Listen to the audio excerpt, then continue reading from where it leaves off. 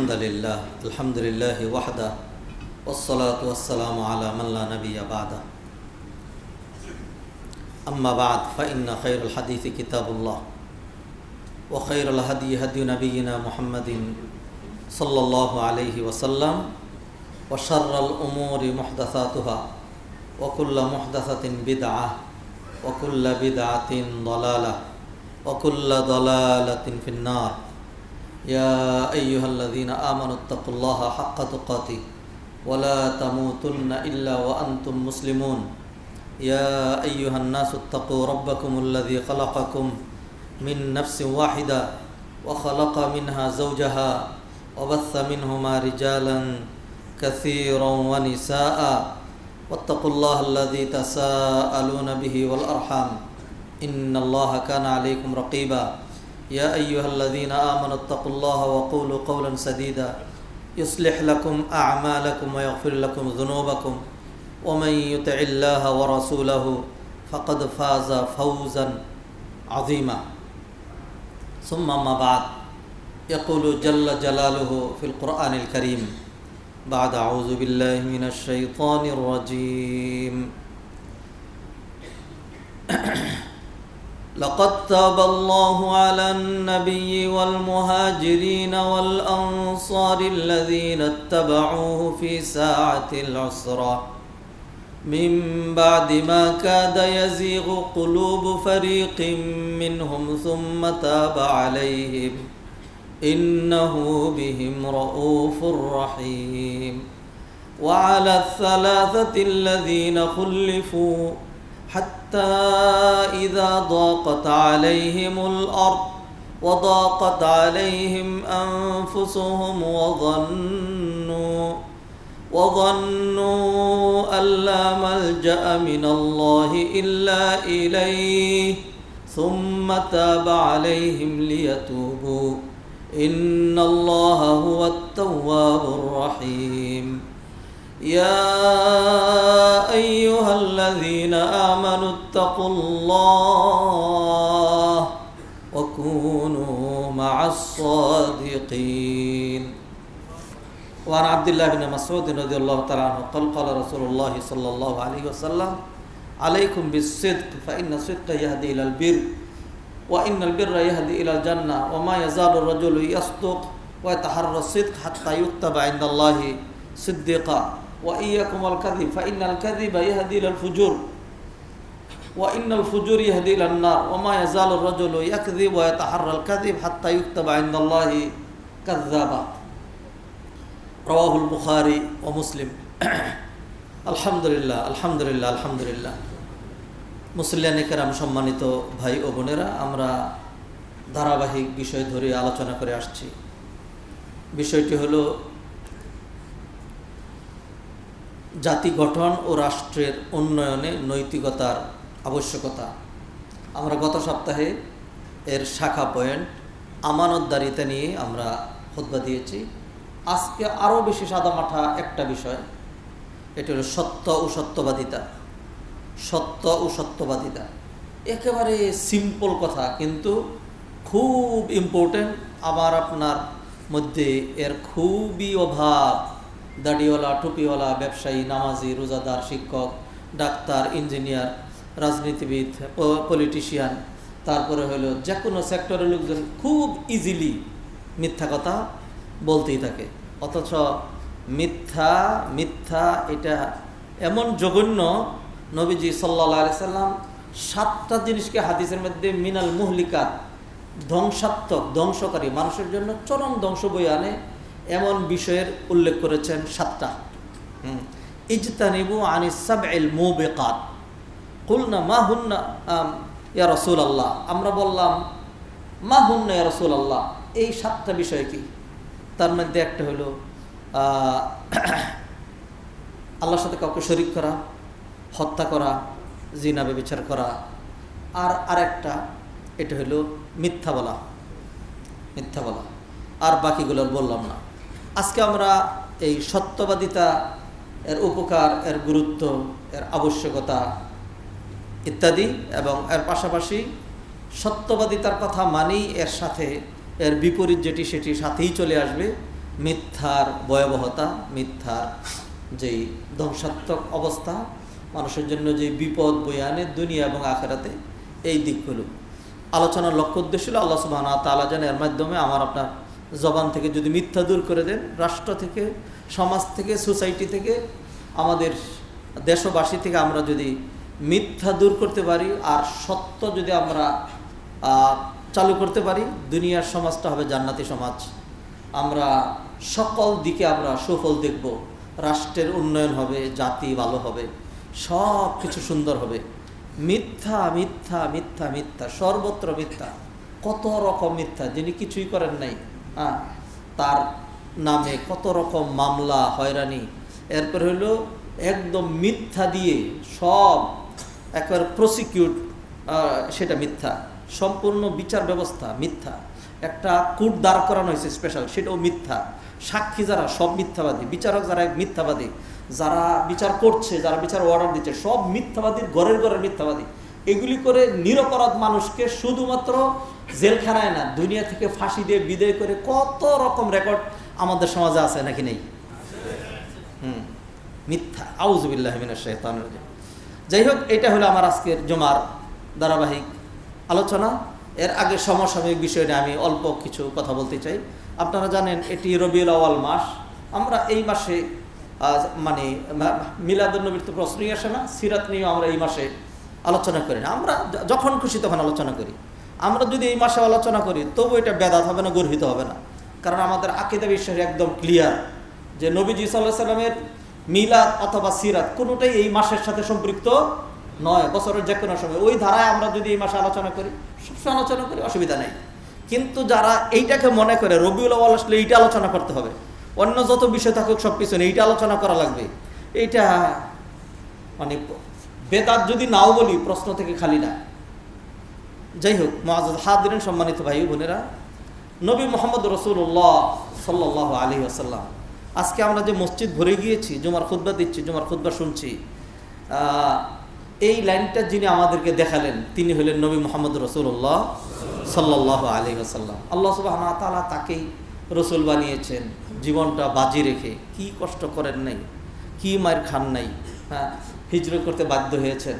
আল্লাহ সুবহানাহু ওয়া তাআলার পক্ষ থেকে যদি গায়েবী হেফাজত না থাকতো, নবীজি সাল্লাল্লাহু আলাইহি সাল্লামকে পাউডার করে ফেলতো কাফেররা। আল্লাহ ওয়াদা দিলেন, ইয়া আইয়ুহার রাসূলু বাল্লিগ মা উনজিলা ইলাইকা মির রাব্বিক, যা দায়িত্ব দেওয়া হয়েছে, you have to convey the message, ওয়া ইন লাম তাফআল ফামা বাল্লাগতা রিসালাতা আল্লাহু ইয়াসিমুকা মিনান নাস। আল্লাহ আপনাকে মানুষের অনিষ্ট থেকে হেফাজত করবেন, করেন নাই? আল্লাহ সুবহানাহু ওয়া তাআলা করেছেন। তায়েফে একা গিয়েছেন, সাথে এক গোলাম। তায়েফের লোকজন যেভাবে পাথর মারতেছিল, ৫-৭টা পাথর মাথায় মেরে দিলে একটা মানুষ দুনিয়া থেকে শেষ, রক্তাক্ত হয়েছেন। জিবরিল আমিন এসছেন, আপনারা জানেন ঘটনা। তো নবীজি সাল্লাল্লাহু আলাইহি সাল্লাম, আমরা আমাদের পা থেকে মাথা পর্যন্ত শরীরের প্রতিটা অঙ্গ প্রত্যঙ্গ এটা নবীজি সাল্লাল্লাহু আলাইহি সাল্লামের ঋণ দিয়ে পরিপূর্ণ। যেই জান্নাতের কথা বলছি, যেই আল্লাহকে চেনার কথা, আত্মিক প্রশান্তির কথা, সালাত সিয়াম যে কোনো কিছুর কথা বলি না কেন, এইগুলি যে আমরা পেয়েছি কার কারণে? নবী মুহাম্মদ রাসূলুল্লাহ সাল্লাল্লাহু আলাইহি ওয়াসাল্লামের কারণে। সেই কারণেই আমরা যত ইবাদত করি সমপরিমাণ সব নবীজির আমলে জমা হয়। সাইয়্যিদুল মুরসালিন রাহমাতুল লিল আলামিন, আমরাও তার সিরাতের কিছু দিক নিয়ে সামনে ইনশাআল্লাহ আলোচনা করব। ইতিপূর্বে আলোচনা করেছি, এক এক বছর এক একটা সাইড ধরি আমরা। এবারও হয়তো ইনশাআল্লাহ আমাদের চলতি যেই বিষয় এটাকে স্টপ করে আমরা অন্যান্য সাইড পয়েন্টে আলোচনা করব কিছুদিন। সমসাময়িক প্রেক্ষাপটে আমরা দেখতে পাচ্ছি যে নবী মুহাম্মদ রাসূলুল্লাহ সাল্লাল্লাহু আলাইহি সাল্লাম, যিনি কাফেরদের মধ্যে ইহুদি, খ্রিস্টান এবং অন্যান্য বিধর্মী যারা আছে তাদের মধ্যেও যারা মানে ন্যায়পরায়ণ, যাদের মধ্যে ইনসাফ আছে, জ্ঞান আছে, পড়াশোনা আছে, মানবতা আছে, হিউম্যানিটি আছে, এরা সবাই স্টাডি করে যত ইয়া করেছে, সর্বশেষ তারা বলেছে যে নবী মুহাম্মদ সাল্লাল্লাহু আলাইহি সাল্লামের উপরে কেউ নাই। তারা তাদের নবীকে নবীজির উপরে প্রাধান্য দেন নাই, আমাদের নবীজিকে প্রাধান্য দিয়েছেন। তো এইগুলো নিয়ে যেহেতু আজকে আমি আলোচনা করব না, সেই জন্য লম্বা কথা বলতে চাই না। কিন্তু মাঝে মধ্যেই দেখা যায় অমুসলিমদের মধ্যে থেকে কিছু লোকজন হয়তো নিজেকে জাহির করার জন্য অথবা আল্লাহর পক্ষ থেকে তার কপালে এক্সট্রা গজব, লানত এবং জাহান্নামের বিশেষ শাস্তি থাকার কারণেই মাঝে মধ্যেই দেখা যায় কোনো দেশে নবীজির বিরুদ্ধে একটা কার্টুন অথবা নবীজিকে নিয়ে একটা গালমন্দ করা, নবীজিকে নিয়ে একটা অশ্রাব্য কথাবার্তা বলা, এটা মানে আমরা দেখি আর কি। কিন্তু এর উল্টা আপনি কোনোদিনই এমন একটা ইতিহাস বের করতে পারবেন না যে পৃথিবীর সবচেয়ে ক্ষুদ্র মসজিদ এবং সবচেয়ে মানে খতিবদের মধ্যে সবার পিছনের যিনি খতিব, এমন একজন খতিব একজন খুতবা দিতে গিয়ে ঈসা আলাইহিসসালামকে অথবা মুসা আলাইহিসসালামকে অথবা অন্য কোনো নবীকে গালমন্দ করেছেন, এটা আপনারা দেখাইতে পারবেন না। এইটাই প্রমাণ করে ইসলাম ইজ দি বেস্ট। ইসলাম শ্রেষ্ঠ ধর্ম, ভারসাম্যপূর্ণ ধর্ম। আমরা এই কাজ করি না। আমরা নবী মুহাম্মদ রাসূলুল্লাহ সাল্লাল্লাহু আলাইহি সাল্লামের গুরুত্ব, মাহাত্ম্য, বড়ত্ব যতটা আলোচনা করি, ঈসা আলাইহিসসালাম, মুসা আলাইহিসসালামের আলোচনা তার চেয়ে একটু কম করি না, বরং আরও বেশি করি। পুরো কোরআনে আল্লাহ সুবহানাহু ওয়া তাআলা নবী মুহাম্মদ রাসূলুল্লাহ সাল্লাল্লাহু আলাইহি সাল্লামের যত প্রসঙ্গ টেনেছেন, এর চাইতে অনেক বেশি প্রসঙ্গ টেনেছেন মুসা আলাইহিস সালাতু ওয়াস সালামের বিষয়টি। তা আমরা আলহামদুলিল্লাহ এরকম উদার, কিন্তু তারপরে আমরা দেখি বিশেষ করে একটা জাতি, যেই জাতিটিকে আল্লাহ সুবহানাহু ওয়া তাআলা আমাদের বড় শত্রু বলেছেন। আবার বলি, আপনি যদি সত্যি ঈমান নিয়ে ঢুকে থাকেন, আমার এই কথা আপনাকে নিতে হবে, কারণ এটা আল্লাহর কথা, এটা কোরআনের কথা। যদি এটা আপনার মধ্যে অ্যালার্জি লাগে, তাইলে আপনি এই খুতবার মলম লাগাইয়েন ওইখানে, হ্যাঁ, যাতে আপনার অ্যালার্জি ভালো হয়। সেটা হলো আল্লাহ সুবহানাহু ওয়া তাআলা চিত্রিত করেছেন দুইটা জাতি হলো আমাদের সবচেয়ে বড় শত্রু। দুইটা জাতি, একটা জাতির নাম ইহুদি, একটা জাতির নাম ইহুদি, যার ক্ষতি, যার বর্বরতা ফিলিস্তিন, এখন পাশাপাশি লেবানন তারা দেখছে। আরেকটা জাতিকে আল্লাহ সুবহানাহু ওয়া তাআলা সবচেয়ে বর্বর, আমাদের বড় শত্রু আখ্যা দিয়েছেন। সেই জাতিটার নাম হলো মুশরিক। সেই জাতিটার নাম মুশরিক। মুশরিক মানে যারা শিরিক করে, যে কোনো কিছু পাইলেই তারা পূজা দেওয়া শুরু করে। চিকা যায়, চিকচিকায় বামন আসে লাঠি নিয়ে, ওইটারে দেখলো গিয়ে ভগবান, কত যে ভগবান, এগুলিকে পূজা দিতে শুরু, এগুলির নাম শিরিক। এই মুশরিক জাতি আমাদের সবচেয়ে বড় শত্রু, যার কঠিন শত্রুতার সম্মুখীন আজকে আমরা বাংলাদেশের মুসলমানরা। সকল দিক থেকে, রাজনৈতিক দিক থেকে বলবেন, ইন্ডিয়ার চাইতে বড় শত্রু, এই হিন্দুদের চাইতে বড় শত্রু আল্লাহর জমিনে আমাদের জন্য আর কেউ নেই। হ্যাঁ, এই একটা দিক। সকল দিক দিয়ে আমরা দেখতে পাচ্ছি কত রকম। আজকে খুতবায় আসার আগে যখন দেখলাম যে পার্বত্য চট্টগ্রামের ওরা মানে তারা সমাবেশ করে বলছে যে ডক্টর ইউনূস তুই শুইনা রাখ, এরকম করে। আলহামদুলিল্লাহ, আপনারা জাতিসংঘের সেখানে আমাদের বর্তমান যিনি নাকি প্রধান উপদেষ্টা, তার কারণে যখন সারা বিশ্ব দাঁড়িয়ে গিয়ে হাতে তালি দিতে শুরু করলো এবং ঘোষণাটা যখন অন্যরকম হলো, মনে হলো যেন বিশ্বের পরাশক্তির একটা প্রেসিডেন্ট আসছে। যখন এই অবস্থা হয়েছে, জানি না আপনারা কেউ দেখছেন কিনা, আমি যতই মানে ব্যাকডেটেড মৌলবী হই না কেন, আমার মনে হয়েছে I already feel my proud, এটা মনে করেছে যাক আলহামদুলিল্লাহ আমি বাংলাদেশের, প্রাউড ফিল হয়েছে। তা আলহামদুলিল্লাহ অনেক ভালো কাজ হচ্ছে। সেইখানে এই উপজাতীয়রা, কয়েকজন উপজাতি, পুরা জাতি এখনো হয় নাই, এরা ধমক দিয়ে বলছে যতক্ষণ পর্যন্ত এই পাহাড়ি অঞ্চল ইন্ডিয়ার ভূখণ্ড না হচ্ছে ততদিন পর্যন্ত আমরা থামবো না। রাষ্ট্রদ্রোহিতার কারণে কোরআনের বিধান অনুযায়ী আমি ফতোয়া দিয়ে দিলাম, এদেরকে ব্রাশ ফায়ার করে লক্ষ লক্ষ যদি মেরে ফেলা হয়, তাহলে রাষ্ট্রীয় আইন এবং কোরআনের আইনে বৈধ এটা। আমার দেশের ভিতরে আমার দেশকে বিচ্ছিন্ন করার জন্য, আমার দেশের মানচিত্রকে চেঞ্জ করার জন্য দেশের ভিতরে থেকে যারা হুমকি দেয়, রাষ্ট্রীয় আইনে এবং কোরআনের আইনে তাদেরকে ঢালাওভাবে হত্যা করা যায়। মুআজ্জাজ হাদিরিন, সম্মানিত ভাই ও বোনেরা, তো সেই জন্য এটাই সত্য কথা। বা ইন্ডিয়াতে 30% মুসলমান রয়েছে, সেইখানে তারা সরকারি চাকরিতে তাদের যে লেভেল 1%-এর নিচে। আর বাংলাদেশে 7 থেকে 8% হিন্দু আছে, তারা সরকারি চাকরি করে 36%। হ্যাঁ, ওদেরকে আমরা মাথায় রাখি। এরপরে খালি আমাদের দিকে যে সংখ্যালঘু নির্যাতন, আর মুসলমানদের সাথে তোমরা যা করছো। সর্বশেষ নবী মুহাম্মদ রাসূলুল্লাহ সাল্লাল্লাহু আলাইহি সাল্লামের উপরে যখন তোমাদের তথাকথিত পুরোহিত জাহান্নামী যখন কথা বলেছে, সেইখানে বিজেপির আরেক ইবলিস শয়তান এটাকে সমর্থন করেছে।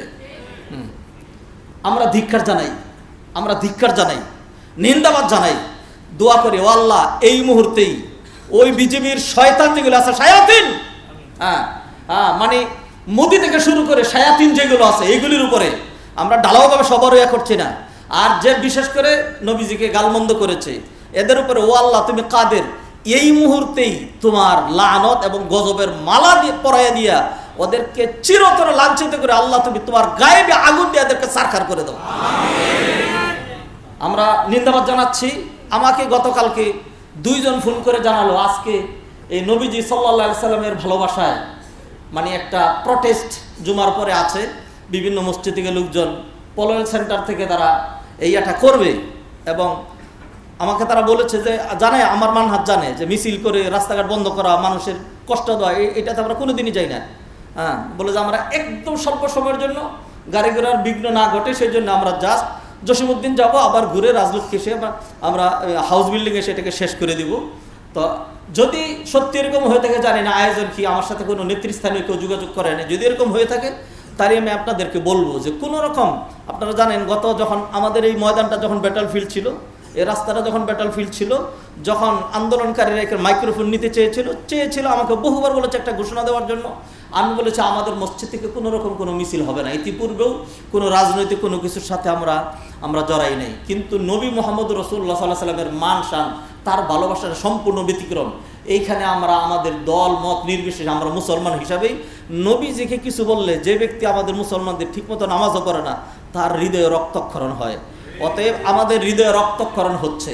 আমি সেই জন্য আপনাদেরকে আবেদন জানাবো, আপনাদের যাদের সুযোগ রয়েছে যদি সুযোগ থাকে সালাতের পরে সত্যি যদি এরকম হয় 2-4-5 মিনিট এটা প্রসেস জানা আল্লাহকে সাক্ষী জানানো, এটা এই জন্য যেহেতু বর্তমানে এটা আন্তর্জাতিক বিষয়, আমরা চাইলেই সেইখানে আক্রমণ করতে পারছি না, যেতেও পারছি না।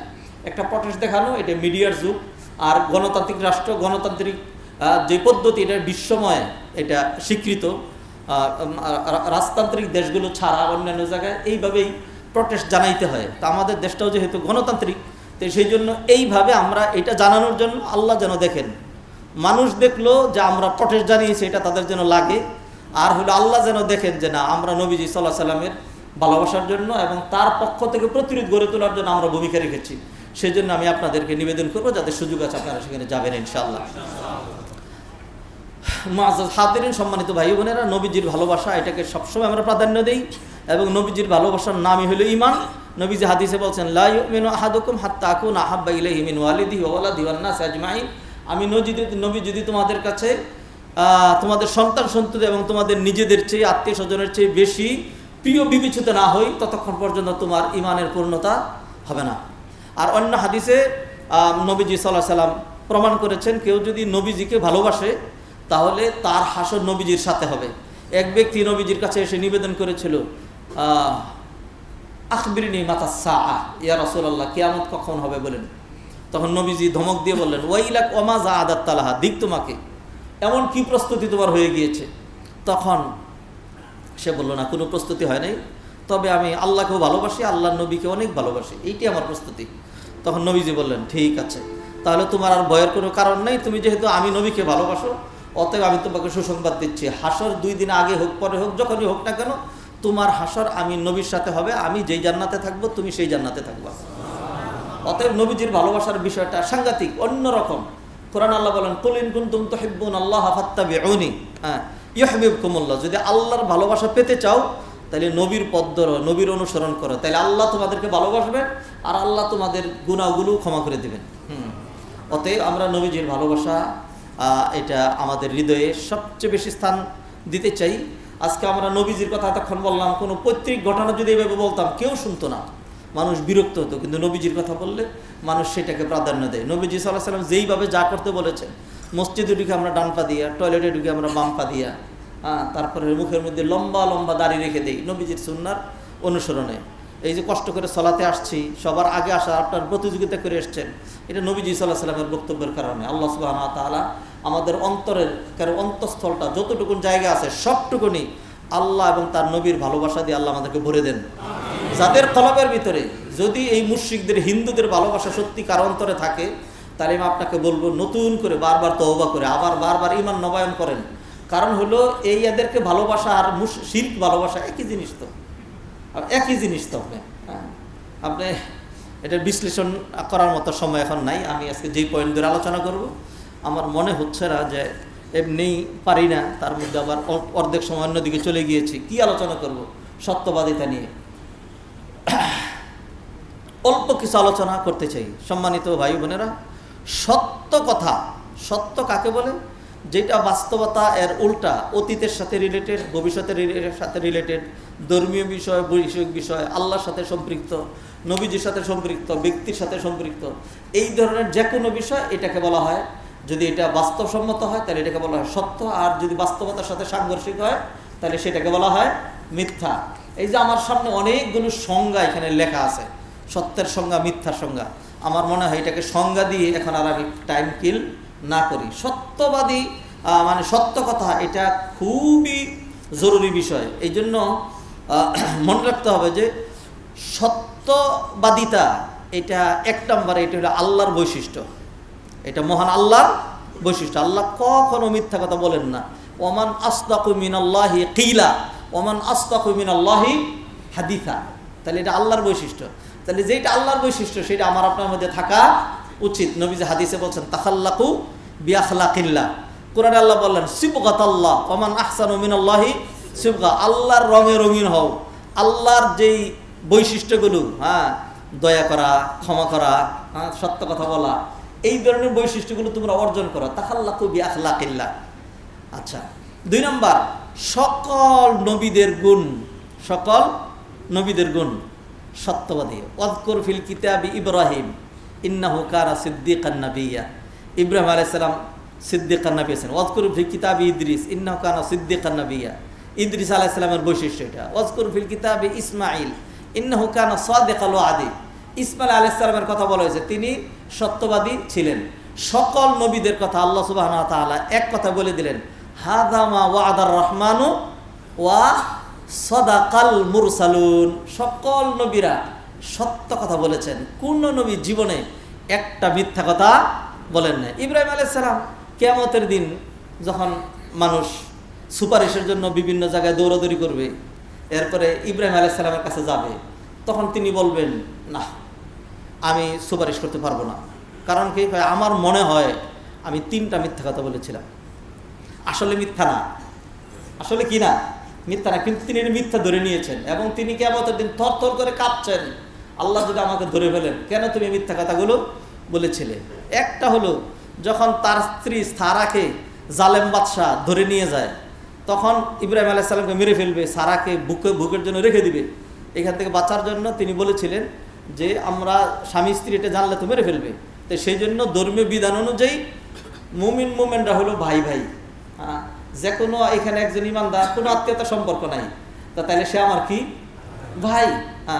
একজন মুসলিম নারী, সে আমার কি বোন। ততএব জিজ্ঞাসা করলে বলবা ইব্রাহিম আমার ভাই আর আমি হলাম তার বোন। এটা একটা। আরেকটা হলো জাতি মূর্তি পূজা করে, যখন তাকে সেটার জন্য ডেকেছে, তখন তিনি বলছেন যে ওখানে যাওয়ার জন্য বাধ্য করবে, তাকে নিয়ে যাবে জোর করেই। তার তো অন্য প্ল্যান আছে, তিনি এটা যাবেন না, তিনি যাবেন না। তখন তিনি বললেন ফাকালা ইন্নি সাকিম, ইন্নি সাকিম, আমি অসুস্থ। শারীরিক অসুস্থকে আরবিতে বলা হয় মারিদ, ইন্নি মারিদ। আর মানসিক অসুস্থকে বলা হয় সাকিম। তো তিনি মানসিকভাবে অসুস্থ ছিলেন, যে জাতি আল্লাহ এত নিয়ামত দিচ্ছেন আর তারা সেই আল্লাহর সাথে শিরিক করে, এই চিন্তায় তিনি ছিলেন। তারপরেও তিনি যখন সাকিম বলছেন, তারা ধরে নিয়েছে ইব্রাহিম আলাইহিস সালাম অসুস্থ। কারণ সাকিমের মধ্যে 2টা অর্থই আছে, অসুস্থ। তো ইব্রাহিম আলাইহিস সালাম এইটাকে ধরে নিচ্ছেন যে আল্লাহ যদি আমাকে আল্লাহ সুবহানাহু ওয়া তাআলা ধরেন, তাহলে আমরা দেখতে পাচ্ছি সম্মানিত ভাই বোনেরা, যে ইব্রাহিম আলাইহিস সালাম তিনি সত্যবাদী ছিলেন, ইদ্রিস আলাইহিস সালাম সত্যবাদী ছিলেন, ইসমাঈল আলাইহিস সালাম সত্যবাদী ছিলেন। তাদের প্রত্যেকের এগুলির ঘটনা আছে অনেক। আর নবী মুহাম্মদ রাসূলুল্লাহ সাল্লাল্লাহু আলাইহি সাল্লাম কেমন সত্যবাদী ছিলেন? আরব জাহানের লোকজন তাকে কি করেছিল? উপাধি দিয়েছিল, আল আমিন উপাধি দিয়েছিল। এবং যখন নাকি আবু সুফিয়ান, ওই যে হাবাসায় যেই মুহাজির দল, ছোট্ট গ্রুপ, মক্কার কাফেরদের নির্যাতন থেকে বাঁচার জন্য নবীজি পাঠিয়ে দিয়েছিলেন, ওদেরকে ফিরিয়ে এনে এদের উপর নির্যাতন করবে। তো সেই জন্য আবু সুফিয়ান যখন গেল, তখন সেখানে হিরাকেল বাদশাহ নবীজির ব্যাপারে প্রশ্ন করেছিলেন যে যেই লোকটা নিয়ে তোমাদের মধ্যে এত কথাবার্তা হচ্ছে সেই লোকটা কীরকম, তার বৈশিষ্ট্য বলো। এরা ওই লোকের অনুসরণ করে, আর তোমরা তার শত্রু, তোমরা বলছো সে ধর্মত্যাগী, তো সে কী বলে তোমাদেরকে? তখন দেখেন যে হিরাকিলের এই প্রশ্নের জবাবে আবু সুফিয়ান বলছে, কালা হিরাকিল ফামাযা ইয়া'মুরুকুম, সে তোমাদেরকে কিসের নির্দেশ দেয়? হ্যাঁ, কালা আবু সুফিয়ান বলল, কুলতু ইয়াকুলু, আবু সুফিয়ান বলল যে আমি বললাম, সে বলে উ'বুদুল্লাহ ওয়াহদাহু লা তুশরিকু বিহি শাইআ, তোমরা এক আল্লাহর ইবাদত করবা, তার সাথে কাউকে শরীক করবা না, এই নির্দেশ দেয়। ওয়াতরুকু মা ইয়াকুলু আবাউকুম, বাপদাদারা যে কথা বলছে যে আমরা এরকম কইরে আসছি ওইগুলি বাদ দাও। নবী যেই কথা বলে ওয়ায়ামুরুনা, আর তিনি আমাকে আরো নির্দেশ দেন আমাদেরকে বিসসালাতি, বিসসালাতি মানে নামাজের, ওয়াসসিদকি, আর সত্য কথা বলার, এই মিথ্যা কথা বলা যাবে না, সত্য কথা বলতে হবে। হ্যাঁ, যখন এই কথাগুলো বলে, হ্যাঁ, তখন হিরাকিল, তার কাছে কিতাবের ইলম ছিল, তখন সে বলল যে যে সলাতের এবং সিদকের নির্দেশ দেয়, হ্যাঁ, তার চেয়ে ভালো মানুষ কেউ হইতে পারে না, সে নবী।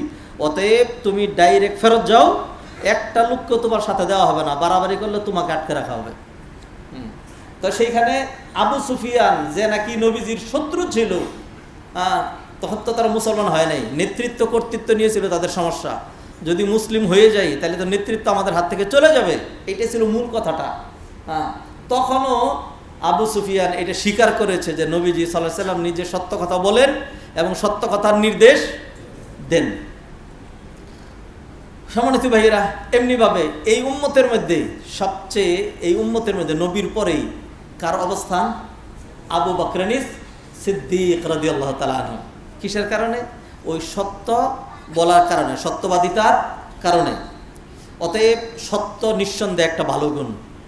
সত্য বলা, সত্যাশ্রয়ী হওয়া, সত্যের উপরেই থাকা, এইটা নিঃসন্দেহে একটা ভালো গুণ। এটা নিঃসন্দেহে একটা ভালো গুণ। এই গুণটা অবশ্যই আমার আপনার মধ্যে থাকতে হবে। আল্লাহ সুবহানাহু ওয়া তাআলা আমাদেরকে তৌফিক এনায়েত করেন। আব্দুল্লাহ ইবনে মাসউদ রাদিয়াল্লাহু আনহু বর্ণিত, তিনি বললেন, ইন্না সিদকা ইয়াহদি ইলাল বির, যে নিশ্চয়ই সত্য মানুষকে কল্যাণের পথ দেখায়। ওয়া ইন্নাল বিররা ইয়াহদি ইলাল জান্নাহ, আর কল্যাণকর কাজ এটা মানুষকে জান্নাতের পথ দেখায়। আর কোনো ব্যক্তি যখন ইয়াসদুকু, যখন সত্য কথা বলতে থাকে আর সত্য নিয়েই থাকতে চায়, ওয়াতাহাররা সিদক হাত্তা ইউকতাবা ইনদাল্লাহি সিদ্দিকা, তখন তার নাম সিদ্দিকিনদের ডায়েরিতে উঠিয়ে নেওয়া হয়। যারা এই মুসলমানদের মধ্যে যারা সবার উপরে, এরকম কয়জন? 4 শ্রেণী, 4টা শ্রেণী, যাদের কথা আল্লাহ সূরা ফাতিহায় বলেছেন, সিরাতাল্লাযীনা আনআমতা আলাইহিম, আল্লাহ তাদের পথ দেখান যাদের উপর আপনি নিয়ামত বর্ষণ করেছেন। এইটার ব্যাখ্যা সূরা নিসায় আল্লাহ নিজে করে দিয়েছেন, ওয়ামান ইউতিইল্লাহ ওয়ার রাসূল ফাউলাইকা মাআল্লাযীনা আনআমাল্লাহু আলাইহিম মিনান নাবিয়্যিন ওয়াস সিদ্দিকিন ওয়াস শুহাদা ওয়াস সালিহিন। এই 4 শ্রেণী, নবিয়্যিন, সিদ্দিকিন, শুহাদা, সালিহিন। তাহলে নবীদের পরের এই যে স্তরটা, এই স্তরটা হলো সিদ্দিকিনদের স্তর। অতএব আপনি যদি সবসময় সত্যবাদী থাকেন, সত্য কথাই বলেন, মিথ্যা কথা বলবেন না, আমিও বলবো না, তাহলে দেখা যাবে যে একটা পর্যায়ে আমরা সাধারণ মানুষ, কিন্তু আমার নামটা এমন একটা ডায়েরিতে উঠে গেছে, যেই ডায়েরিটার অবস্থান হলো নবীদের ডায়েরির পরের ডায়েরি। আল্লাহু আকবার, বিশাল বড় একটা গুণ। আচ্ছা, আরেকটা পয়েন্টে চলে যাচ্ছি। নবীজি সাল্লাল্লাহু আলাইহি ওয়াসাল্লাম হাদিসে নির্দেশ করছেন, এটা আলী ইবনে আবি তালিব রাদিয়াল্লাহু আনহু থেকে বর্ণিত। তিনি বললেন, হাফিজতু মির রাসূলিল্লাহ সাল্লাল্লাহু আলাইহি ওয়াসাল্লাম, আমি নবীজি থেকে একটা উপদেশ মুখস্থ করে রেখেছি। তিনি বলেছেন, দামা ইয়ারিবুক ইলা মা লা ইয়ারিবুক, সন্দেহযুক্ত জিনিস ছাড়ো, সন্দেহমুক্ত জিনিস ধরো। সন্দেহযুক্ত জিনিস ছাড়ো আর সন্দেহমুক্ত জিনিস ধরো।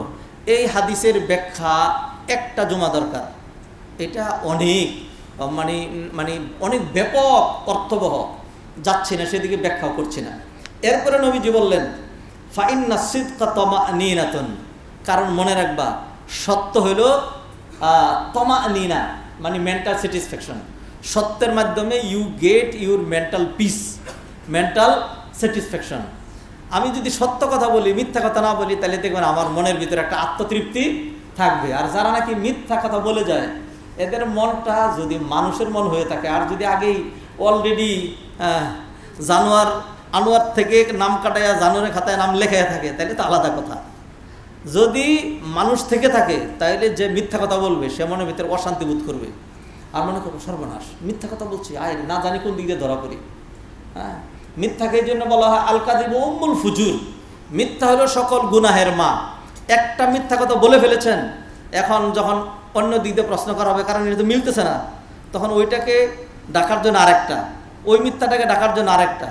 এই জন্য মিথ্যা কথা গুনার মা, মানে অর্থাৎ মায়ের ওরসে যেরকম ছেলে মেয়ে 1 জন 2 জন 4 জন 5 জন 8 জন 10 জন জন্মগ্রহণ করতে থাকে, তো মিথ্যা কথা মানুষের এরকম গুণা গুণা গুণা গুণা গুণা জন্ম দিতে থাকে, খুবই জঘন্য। সম্মানিত ভাইয়েরা, আরেকটা হাদিসে নবীজি সাল্লাল্লাহু আলাইহি সাল্লাম বললেন, সত্যবাদিতা এমন এক বিষয় যে কেউ যদি সত্যাশ্রয়ী হয়, সত্য কথা বলে, তাহলে সে ঘরে শুয়ে থেকেও শাহাদাতের মর্যাদা পেতে পারে। সুবহানাল্লাহ। ঘরে শুয়ে থেকেও শাহাদাতের মর্যাদা পেতে হলে জিহাদের ময়দানে যেতে হয়, সেটা হলো হাতে অস্ত্র তুলে নিতে হয়।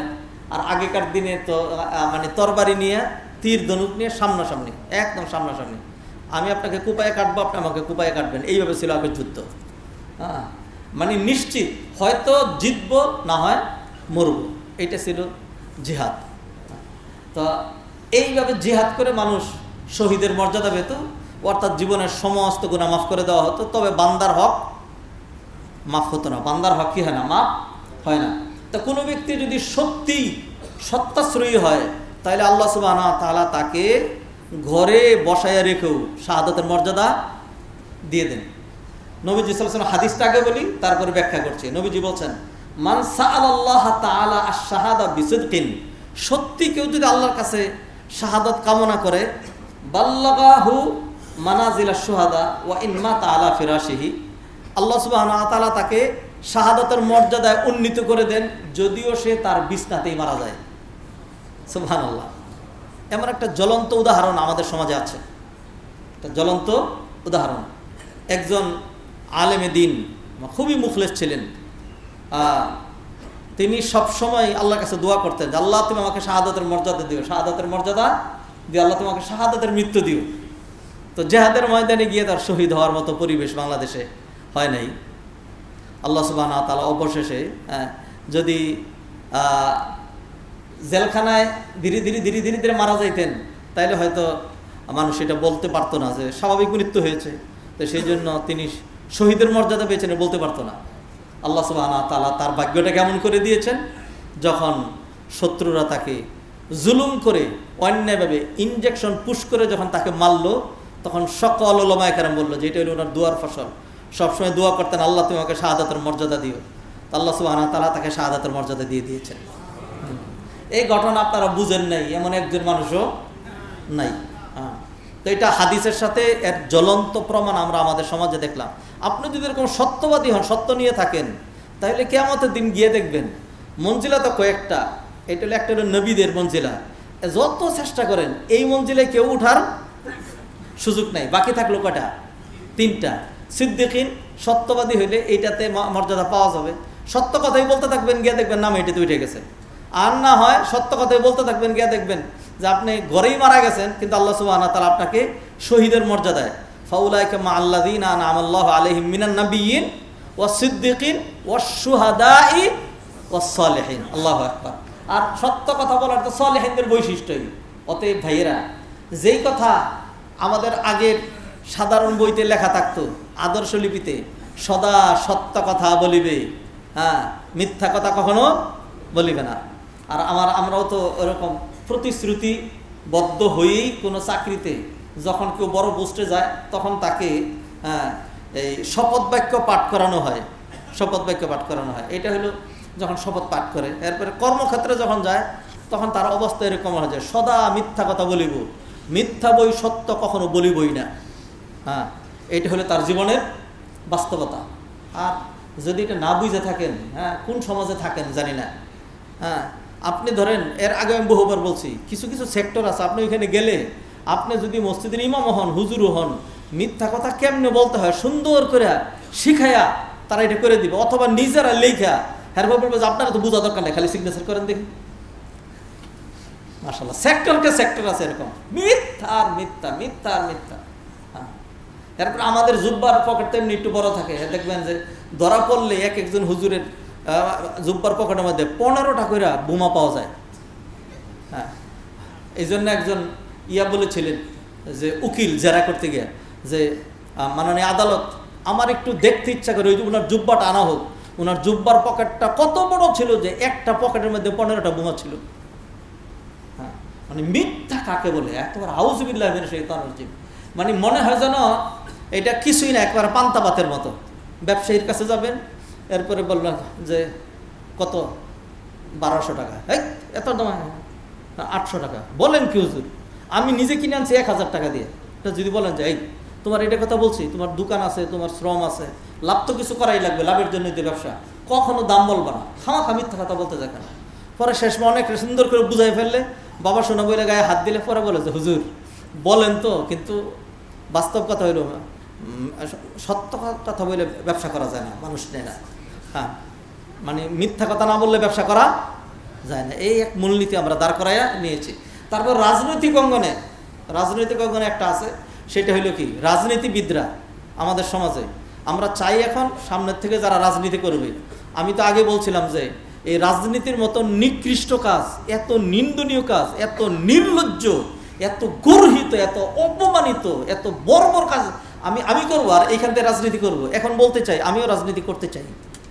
কারণ কি, আপনি যেই রাজনীতি মানি মনে করছেন, মানুষ হত্যা করা, মিথ্যা কথা বলা, চুরি করা, চামারি করা, নিজের পকেট ভারী করা, দলীয় লোককে স্বার্থ দেওয়া, অন্যদেরকে সবিয়া করা, সমস্ত খারাপ যেটা রাজনীতি মনে করছেন, এটা তো রাজনীতি না। রাজনীতি হলো কোরআনের নীতি, রাজনীতি হলো হাদিসের নীতি।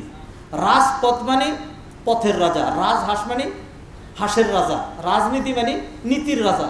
তো সেই কোন নীতি? এই নীতির রাজা যদি আমি খতিব, আলেম ওলামারা যদি নীতির রাজার মধ্যে না থাকতে পারে, আর এই কাজ যদি তারা করতে না পারে, তাহলে মরে যাবো তাদের। হ্যাঁ, মানে সবচেয়ে শ্রেষ্ঠ পথ যেটা, সেটাতে সে যাইতে পারবে না। মুআজ্জাজ হাদিরের সম্মানিত ভাইরা, রাজনীতিতে মিথ্যার আরেকটা সংজ্ঞা আছে, সেটা হলো যে রাজনীতিতে যদি একটা মিথ্যাকে 40 বার বলা হয়, তাহলে 41 বারের মাথায় গিয়ে ওটা সত্য হয়ে যায়। বাস্তব সত্য এটা। আমি আমাদের এই সমাজে বললে আপনাদের অনেকেরই চুকা লাগবে, তিতা লাগবে, বললাম না, বাদ দিলাম। হ্যাঁ, দেখেছি একই মিথ্যা কথা ইচ্ছা করে সকল মিডিয়াতে, সকল টিভিতে, সকল প্রিন্ট মিডিয়াগুলোতে বাধ্যতামূলক, তুই বলবি না, তোর বাপে বলতে বাধ্য। আর উল্টা যদি বলস, দেখছ 2 টিভি কেমনে বন্ধ করছি, তাদেরটা বন্ধ করে দেব। এরপরে একেবারে টপ টু বটম এভরিওয়ান একই কথা বলে যাচ্ছে, সম্পূর্ণ মিথ্যা, তারা এটা জানে। আমাদের পুরা রাষ্ট্রীয় আছে, সকল বইয়ের মধ্যে লিখেছেন আপনারা, সমস্ত বইয়ের মধ্যে লিখেছেন একদম মিথ্যা কথা। কারণ আল্লাহর রাস্তে বলছি, একদমই সত্য না, একদমই সত্য না, মিথ্যা বলেই যাচ্ছেন, আপনিও বলে যাচ্ছেন। এরপরে বলেন যে হোক না, থাক, আর বললেন না। তার মানে আপনি কি, মানে মিথ্যা চালু করে দিয়ে যাচ্ছেন, জেনারেশনকে জেনারেশনের মিথ্যা সাপ্লাই দিবেন। এরপরে এই কথা যত মানুষ মিথ্যা বলবে, এর সমপরিমাণ গুণ আপনার আমলনামায় যাবে। 100% মিথ্যা কথা এইগুলি আছে আমাদের সমাজে, এগুলি বলতে গেলেই তো সমস্যা। হ্যাঁ, 100% মিথ্যা কথা। আমি আলহামদুলিল্লাহ গাজীপুরের সন্তান। আমাদের যে গ্রামটা, আমাদের যে ইউনিয়নটা কম করে হলো 12 কিলোমিটার লম্বা, এরপরে প্রস্থ কম করে হলো 6 কিলোমিটার। আমাদের ইউনিয়নে কম করে হলো 3000 কোরআনের হাফেজ আছে, কম করে হলো কোরআনের হাফেজ। তারপরে দাওরা পাস, কামেল পাস, এমএ পাস মানুষের অভাব নেই। মানে কি পরিমাণ বড়, আমি খুব জেনে শুনে বুঝে তারপরে বলতেছি, পুরো ইউনিয়ন থেকে হ্যাঁ, একজন মানুষও, একজনও ওই স্বাধীনতার সময় একজনও মারা যায় নাই, একজনও না। হ্যাঁ, একজনও মারা যায় নাই, বরং আমার ভাইয়ের দাদা শ্বশুর, তার বন্দুক ছিল, 2 জন পাকিস্তানি দৌড়ে যাচ্ছিল, সর্বশেষ পরাজিত হওয়ার পরে পিছন দিক দিয়ে গুলি করে সেই 2টার মেরে ফেলছিল। হ্যাঁ, তাহলে বাংলাদেশে কেউ মারা যায়নি। তারপরে আপনারা এখনো সময় আছে, পরিসংখ্যান করেন, এটা করেন, জাতিরে ছোট্ট ছোট মাসুম বাচ্চাদেরকে মিথ্যা শেখাবেন কেন? এই যে বলেন 30 লক্ষ শহীদ, 100% মিথ্যা কথা। এটা ছিল অন্য একটা সংখ্যা, পড়তে গিয়ে একজন ভুল করছেন, এরপর স্যার ভুল হয়ে গেছে, বলছি। হ্যাঁ, এরপর সেটাই চালায় দিয়ে যাচ্ছেন, মিথ্যা। এইভাবে যদি রাষ্ট্রনায়ক থেকে মিথ্যা কথা চালু থাকে, এরপরে বলতেই থাকেন আপনারা, আর মাইনে নিতে থাকেন। কেউ প্রটেস্ট করার মতো ক্ষমতা নাই, বলার মতো সাহস কারো নাই। তাহলে পুরো জাতি মিথ্যাবাদী। লানাতুল্লাহি আলাল কাযিবিন। কোরআনে আল্লাহ বলছেন যে যারা নাকি মিথ্যার আশ্রয়ে সবাই মিথ্যাবাদী হবে তাদের উপর আল্লাহ লানত করবে। ফিরে আসেন, আর নাইলে আল্লাহ আমাদেরকে লানতের মালা পরাই দিবেন। আল্লাহ আমাদেরকে হেফাজত করেন। মুআজ্জাজ হাদিন, সেই জন্য বলছিলাম কষ্ট করে, ব্যবসায় মিথ্যা আর মিথ্যা, রাজনীতিতে মিথ্যা আর মিথ্যা, তারপরে বিচার ব্যবস্থায় খালি মিথ্যা আর মিথ্যা, সাক্ষী মিথ্যা মিথ্যা, সব খালি মিথ্যা মিথ্যা। এরপরে শিক্ষা ব্যবস্থার মধ্যে, বইয়ের মধ্যে মিথ্যা মিথ্যা, জেনে শুনে মিথ্যা ঢুকাবেন। আউযুবিল্লাহি মিনাশ। আমি সত্যবাদী তিনি আলোচনা করছি, এবং আমার খুতবার যে মূল বিষয়বস্তু, যদি নামাজ নিয়ে আলোচনা করতাম কোনো প্রস্তুতি ছাড়া আমি দীর্ঘক্ষণ কথা বলতে পারতাম। আমার কিন্তু দরকার ছিল না সিয়াম নিয়ে আলোচনা করলে। আখলাক ধরেছি কিসের জন্য? জাতি গঠন। এই দেশের জাতি যদি ভালো হয় আর রাষ্ট্রের যদি উন্নয়ন হয়, সুফল খালি ওই সুফলটা খালি আমি বুক করবো, সুফল তো সবাই বুক করবেন। আর বৈষয়িক সুফল আলহামদুলিল্লাহ এটা খুব ভালো যে এই দেশের উলামায়ে কেরামগণ বৈষয়িক সুফল সবচেয়ে কম বুক করেন। হ্যাঁ, একটা রিক্সাওয়ালা আমাদের ঢাকা শহরে সে দৈনিক ব্যাটারি চালিত রিক্সা ইত্যাদি সাথে চালায়া, অথবা একটা অটোওয়ালা, তার সারা মাসের হিসাব করে দেখেন 25 থেকে 30,000 টাকা তার থাকে। আর আপনারাও মাদ্রাসা পরিচালনা করেন, আমিও মাদ্রাসা পরিচালনা করি। মাদ্রাসা শিক্ষকদের বেতন কত? ওই মাদ্রাসা খানাই খায় এখানে থাকে। এর বাইরে তাদেরকে 10,000, 11,000, 12,000, 15,000 হলে তো বিশাল বেতন, এটা তাদেরকে দেওয়া হয়। আলহামদুলিল্লাহ তারা খুশি। এরপরও তাদের জামা কাপড় ইস্তারি করাই থাকে। হ্যাঁ, আলহামদুলিল্লাহ। তো যেই কথা বলছিলাম যে আল্লাহর রাস্তে যেই খুতবাগুলো দিচ্ছি, যেগুলো আলোচনা করছি, এগুলো রাষ্ট্রের কল্যাণে, রাষ্ট্রের যদি খুব উন্নতায়ন হয় তাহলে সত্যি করে ইচ্ছা করেই বলছি, ইচ্ছা করেই এই রাষ্ট্রের সুযোগ সুবিধা নেব না, বুক করব না। ইমাম আবু হানিফাকে বাদশাহ মামুন প্রস্তাব দিয়েছিল কাদিউল কুজাত, প্রধান বিচারপতি হওয়ার জন্য। তখন তিনি বললেন, আনাল্লাহ আসলাহু লিহাদাল মানসাব, আমি এই পোস্টের যোগ্য না, আমি এই পোস্টের যোগ্য না। তখন কাজী বলল, কাজাবতা, আর বলেন কি, এটা তো আপনি মিথ্যা বলছেন, আপনার চেয়ে যোগ্য কে, বেশি যোগ্য কে আছে? তখন ইমাম আবু হানিফা বললেন যে আপনি নিজে যেই লোকটারে বললেন যে মিথ্যাবাদী, তাকে আপনি কাজীউল কুজাত বানাইতে চান, প্রধান বিচারপতি বানাইতে চান? হ্যাঁ। তো বাদশাহ মামুন আর কোনো জবাব দিতে পারে নাই। এইভাবে পিছলাইয়া, 22 মাসের মতো পিছলাইয়া বেরিয়ে গেছেন, এই সুযোগ সুবিধাটা নেন নাই। নবীজি সাল্লাল্লাহু আলাইহি সাল্লাম বলছেন, আল্লাহ যদি আমাকে বলতেন যে উহুদ পাহাড়টা তোমাকে সোনা দিয়ে বাদাই করে দেই, আল্লাহ যদি আমাকে দিতেনও, তাইলে আমি 3 দিনের মধ্যে সদাকা করে শেষ করে দিতাম। কারণ দুনিয়ার এত সম্পদ আমার কাছে থেকে যেগুলো চাই না। এবং নবীজি সাল্লাল্লাহু আলাইহি সাল্লাম আমাদেরকে এগুলি শিখিয়েছেন। কোরআনে আল্লাহ বলছেন, লা তামুদ্দান্না আইনাইকা ইলা মা মাত্তা'না বিহি, আমি তাদেরকে বৈষয়িক যে সুযোগ সুবিধা দিয়েছি, হে নবী আপনি এগুলি তাকাই নি না, লিনাফতিনাহুম ফি, এগুলি পরীক্ষার জন্য। হাজার হাজার কোটি টাকা নিয়ে মানুষের কি লাঞ্ছনা হয় এগুলো আপনারা দেখেছেন, সমসাময়িক প্রেক্ষাপটও দেখেছেন। আলহামদুলিল্লাহ, আমার 1000 কোটির দরকার নেই, 1 কোটিরও দরকার নেই, খালি মানুষের কাছে হাত না পাতলেই হলো। হ্যাঁ, মানুষের কাছে যে হাত পাততে না হয়, কোনো রকম সম্মান নিয়ে চলতে পারি, খালি এইভাবে খালি গেলেই হইল। যত বেশি সম্পদ তত বেশি হিসাব, আর আল্লাহর কাঠগড়ায় দাঁড়ায় হিসাব দেওয়া এত সহজ না। আল্লাহ মাফ করুক। মুআজ্জাজ হাজরিন, এই জন্য সৎ সাহস নিয়ে সৎ কথা বলেছি, যেই সৎ কথা হয়তো মানুষ 2-4 জন বলবে না, কারণ এগুলোর পরিণতি অনেক সময় অনেক জঘন্য হয়। কি পরিণতি হবে? আমার শেষ পরিণতি হইতে পারে আমাকে দুনিয়া থেকে বিদায় করে দেওয়া হবে। আমি আগেই ঘোষণা করে দিচ্ছি, আপনার আমাকে বিদায় করা দরকার নাই, কোনো কিছু দরকার নাই।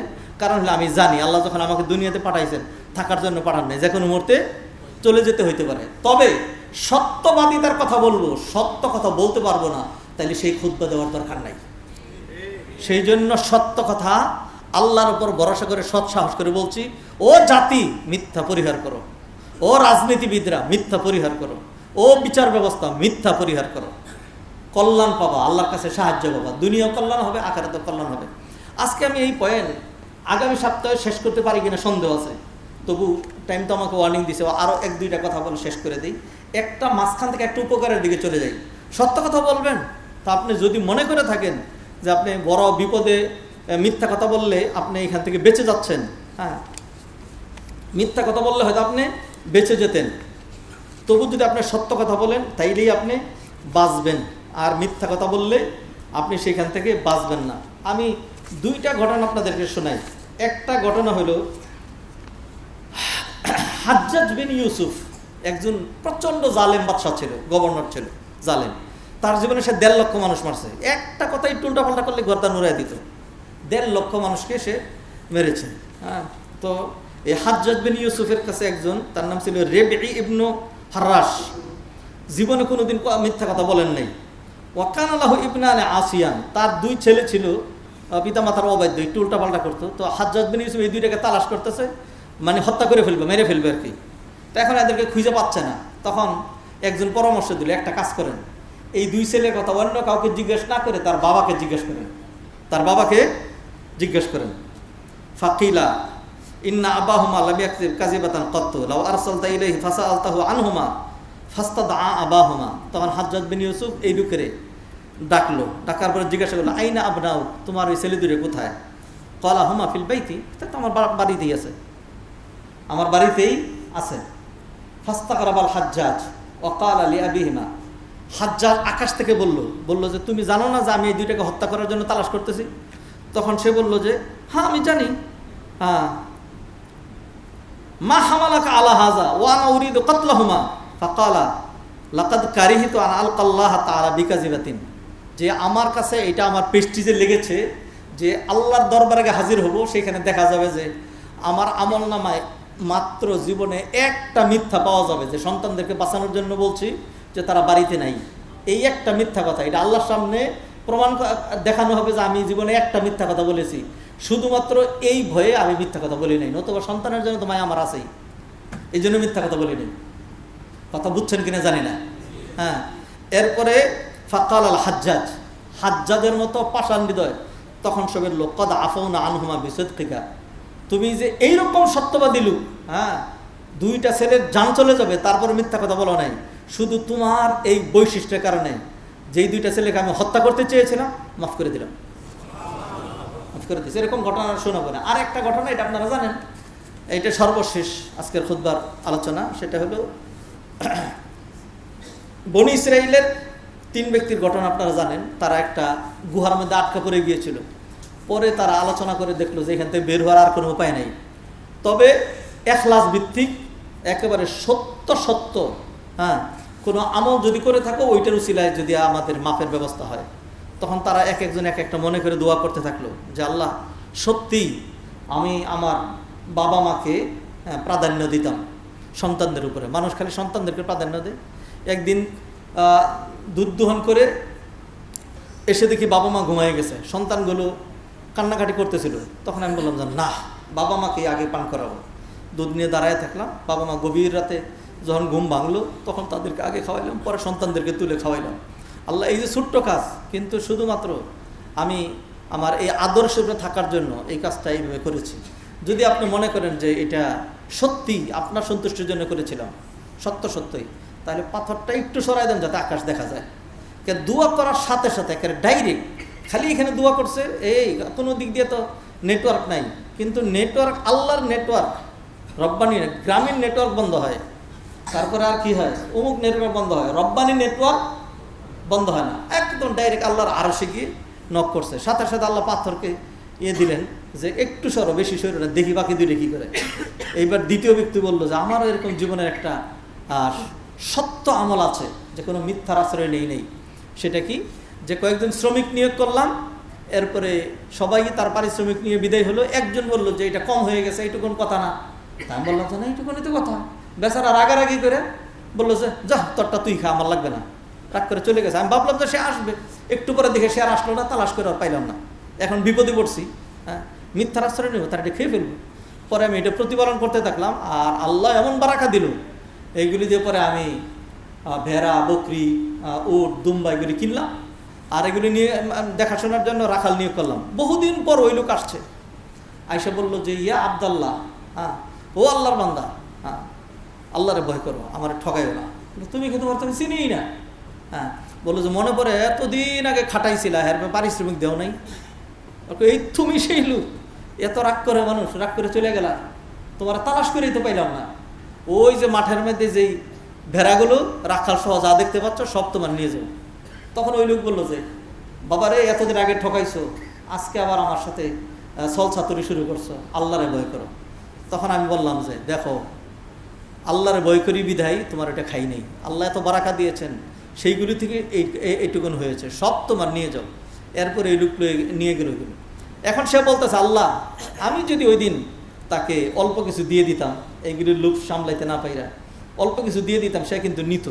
অথবা যদি তার দুইটা চরও লাগাই দিতাম, সে কিন্তু কিছুই করতে পারতো না। আল্লাহ মিথ্যার আশ্রয় নেই, সত্যের উপরেই ছিলাম, সবটুকুন দিয়ে দিছি। যদি সত্যি আপনি জেনে থাকেন যে মিথ্যার আশ্রয় নেই, তাহলে পাথরটা আরেকটু সরাইয়া দেন। সাথে সাথে অ্যাকশন, সুবহানাল্লাহ। তৃতীয় ব্যক্তি বলল যে আমার একটা আমল আছে। সেটা কি? যে আমার একটা সুন্দরী কাজিন ছিল, চাচাতো বোন ছিল, আমি তাকে উত্ত্যক্ত করতাম। সে চরিত্রবান ছিল। বাঁচার জন্য সে শর্ত করলো যে আমাকে 100 দিনার যদি দিতে পারো তাইলে তুমি আমার কাছে আসবে। 100 দিনার মানে এই যুগের ধরেন না, অন্তত 50-60 কোটি টাকার কম না। একটা যুবকের পক্ষে এই টাকা ব্যবস্থা করা সম্ভব নয়। বহুদিন বহুভাবে চেষ্টা করার পরে 100 দিনার একটা থলের মধ্যে জমা করে নিয়ে দিয়ে বললাম যে ধরো, এইবার তোমার ওয়াদা রক্ষা করো। বেচারি যখন এমন বিপদে পড়লো, কি করবে? তেমন সময় তার আর বাঁচার আর কোনো উপায় ছিল না।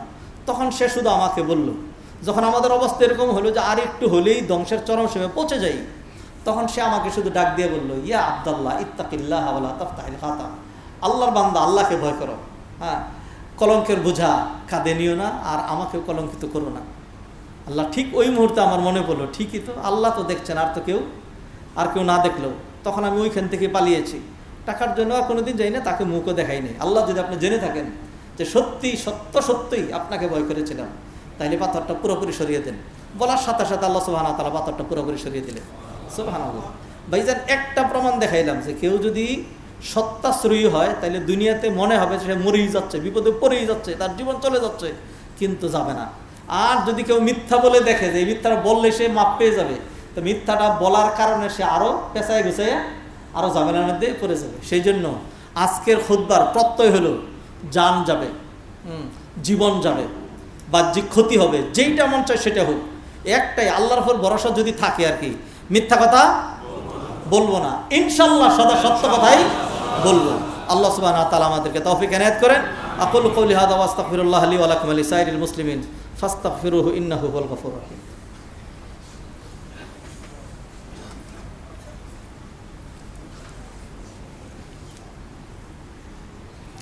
আলহামদুলিল্লাহি ওয়াহদা ওয়াসসালাতু ওয়াসসালামু আলা মান লা নাবিয়্যা বা'দাহ। আইয়ুহাল ইখওয়াতুল আফাদিল, ইন্নাল্লাহ সুবহানাহু ওয়া তাআলা খালাকানা লিআজলিল ইবাদাহ। ক্বালা তাআলা ওয়া মা খালাকতুল জিন্না ওয়াল ইনসা ইল্লা লিয়াবুদুন। আল্লাহ সুবহানাহু ওয়া তাআলা আরসালা নাবিয়্যাহুল মুস্তাফা ওয়া হাবিবাহুল মুজতাবা লিইহদাইনা ওয়া লিইরশাদিনা ইলা সাওয়াইস সাবিল। ফালাহু সাল্লাল্লাহু আলাইহি ওয়াসাল্লাম আলাইনা হুকুক محفوظة إلى يوم القيامة، فعلينا أن ندافع عنه، وعلينا أن نحب النبي صلى الله عليه وسلم أكثر من كل شيء، فإن حب النبي صلى الله عليه وسلم إيمان، وحب النبي صلى الله عليه وسلم صلاح وفلاح، والذي يحب النبي صلى الله عليه وسلم كان معه في الجنة. الله سبحانه وتعالى وملائكته المقربون يصلون على النبي صلى الله عليه وسلم، يقول تعالى إن الله وملائكته يصلون على النبي يا أيها الذين آمنوا صلوا عليه وسلموا تسليما. ويقول النبي صلى الله عليه وسلم من صلى علي مرة صلى الله عليه بها 10. من هذا المنطلق من التوجيهات الربانية ومن الإرشادات النبوية السامية نصلي على سيد المرسلين ونسلم عليه، فلنقل جميعا اللهم صل على محمد وعلى آل محمد كما صليت على إبراهيم وعلى آل إبراهيم إنك حميد مجيد. وارض اللهم عن الخلفاء الراشدين أبي بكر وعمر وعثمان وعن علي رضوان الله تعالى عليهم أجمعين، وعنا معهم بكرمك وجودك وإحسانك يا أرحم الراحمين. اللهم أعز الإسلام والمسلمين وأذل الشرك والمشركين والكفر والكافرين ودمر أعداءك أعداء الدين، واجعل بلدنا بنغلاديش وبلدان جميع المسلمين آمنا مطمئنا رخاء سخاء يا رب العالمين. نسألك اللهم من الخير كله ونعوذ بك الله من الشر كله. মাবুদ মাওলা দয়াময় মেহেরবান আল্লাহ, মেহেরবানি করে আপনি আমাদেরকে মাফ করে দেন। রব্বুল আলামিন উত্তরা কেন্দ্রীয় মসজিদকে আপনি কবুল করেন। রব্বুল আলামিন মসজিদের কাজ চলমান, বাকি কাজগুলো করার জন্য আমাদের যে রিচ ফান্ড দরকার আপনার গায়েবী খাজানা থেকে সেটি ব্যবস্থা করে দেন। আপনার বান্দাদের মনকে আপনি মসজিদের সাথে জড়িয়ে দেন। রব্বুল আলামিন, এই দুনিয়ায় থাকার কোনো উপায় নেই, চলেই যেতে হবে। রব্বুল আলামিন মেহেরবানি করে প্রস্তুতি নিয়ে যাওয়ার তৌফিক এনায়েত করেন। ও আল্লাহ, আপনি আমাদেরকে একটি কল্যাণের নিবু নিবু প্রদীপ আমাদের সামনে জ্বালিয়ে দিয়েছেন। রব্বুল আলামিন, এই নিবু নিবু প্রদীপটাকে আপনি হেজাকলাইটে রূপান্তরিত করে দেন। আমাদের দেশে, আমার দেশের, বাংলাদেশের বাহ্যিক উন্নতি, সম্পদের উন্নতি, রাষ্ট্রীয় নিরাপত্তা, সামাজিক নিরাপত্তা, জানের নিরাপত্তা, মালের নিরাপত্তা, ইজ্জতের নিরাপত্তা, রব্বুল আলামিন এই দেশটাকে বৈশ্বিক দিক থেকে উন্নত কান্ট্রির মতো, ইউরোপের মতো, আমেরিকার মতো, মালয়েশিয়ার মতো, রব্বুল আলামিন দুবাই, সৌদি আরব, কুয়েতের মতো, রব্বুল আলামিন বরং তাদের চাইতে আরও বেশি উন্নত করে দেন। রব্বুল আলামিন ধর্মীয় দিক থেকে রব্বুল আলামিন এই দেশটা হাজার হাজার বুখারি পড়ানোর মাদ্রাসা, লক্ষ লক্ষ আলেম ওলামা রয়েছে, কোরআনে হাফেজ রয়েছে। রব্বুল আলামিন ধর্মীয় দিক থেকে দেশটাকে আপনি এগিয়ে দেন। আমরা আমাদের জাতির কল্যাণ, দেশের কল্যাণ চাই। আমাদের দেশের মধ্যে যারা বিশৃঙ্খলা করছে, আমাদের দেশটাকে যারা অশান্ত করছে, রব্বুল আলামিন আপনি তাদেরকে শান্ত করে দেন। রব্বুল আলামিন শান্ত করার জন্য যদি রব্বুল আলামিন আজরাইলকে পাঠানোর দরকার হয়, আল্লাহ পাঠায় দেন। আল্লাহ তবু আপনি আমাদের দেশটাকে শান্ত করে দেন। যারা বারবার বিভিন্ন দিক দিয়ে বিশৃঙ্খলা তৈরি করছে, সর্বশেষ পাহাড়ি ট্রাম্প কার্ড, রব্বুল আলামিন মেহেরবানি করে তাদের এই ষড়যন্ত্রকে তাদের বক্ষের ভিতরে ঢুকাইয়া দেন। আল্লাহুম্মা ইন্না নাজআলুকা ফি নুহুরিহিম ওয়া নাউযু বিকা আল্লাহুম্মা মিন শুরুরিহিম। রব্বানা আতিনা ফিদ দুনিয়া হাসানাহ ওয়া ফিল আখিরাতি হাসানাহ ওয়া কিনা আযাবান নার। রব্বানা তাকাব্বাল মিন্না ইন্নাকা আনতাস সামিউল আলিম ওয়া তুব আলাইনা ইন্নাকা আনতাত তাওয়াবুর রহিম। সুবহানা রাব্বিকা রাব্বিল ইজ্জাতি আম্মা ইয়াসিফুন ওয়া সালামুন আলাল মুরসালিন ওয়ালহামদুলিল্লাহি রাব্বিল আলামিন।